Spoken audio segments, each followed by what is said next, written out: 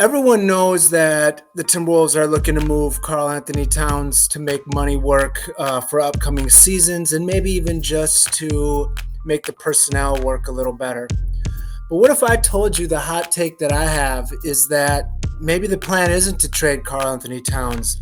Maybe the plan is really to trade Jaden McDaniels.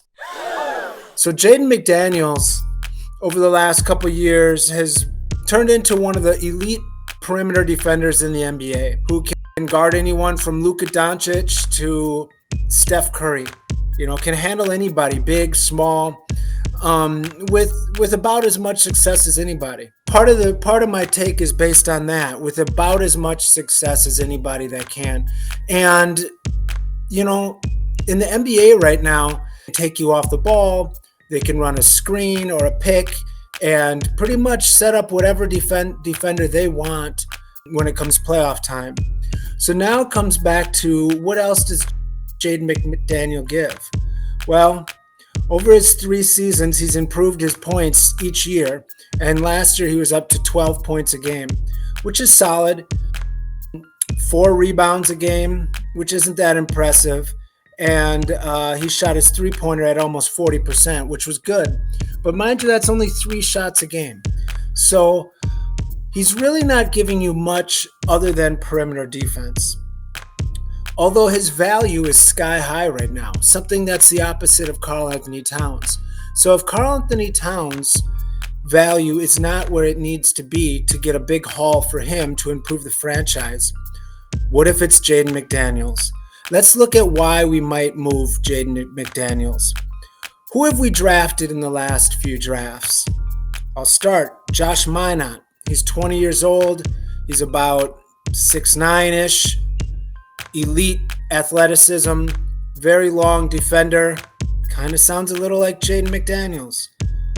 Last year we drafted Jalen Clark, who's an elite perimeter defender, locking down guards, point of attack defender, elite. Last year in the playoffs, when McDaniels was gone, we had Nickeil Alexander-Walker step up and pretty much lock down wings the same way McDaniels did.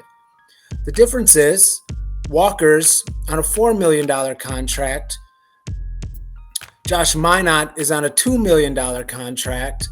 And, guys like Jaden Clark are, second round guys that are going to be making nothing. Then we brought in Leonard Miller, another 19-year-old. He's also elite wing, kind of big power forward with some small forward ability. What I'm saying is, I think the defense isn't going to be replicated. You're not going to get all defensive team kind of play out of these other guys. But what if you get 80% of that? And probably more, or if not equal, offense, which isn't really much for McDaniels unless he makes a huge step this year. It's very possible that instead of giving him $25 million or whatever he's looking, 25 is about the range where his contemporaries have been paid.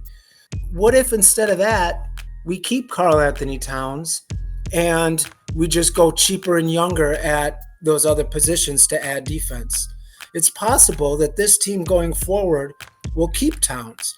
After next year, so we have this year with Rudy Gobert, next year with Rudy Gobert, and then it's a team option, which he might opt out of. That same year, Naz Reid has a player option. Actually, both of them are player options. So it's possible we'll keep the bigs together, and by the time Rudy Gobert leaves, the first round picks we get from McDaniels might start popping up, and we might be rebuilding, or I'll say retooling, with a different look. So back to the hot take. Maybe it's not Karl Anthony Towns that's going to be traded this year. Maybe it's Jaden McDaniels.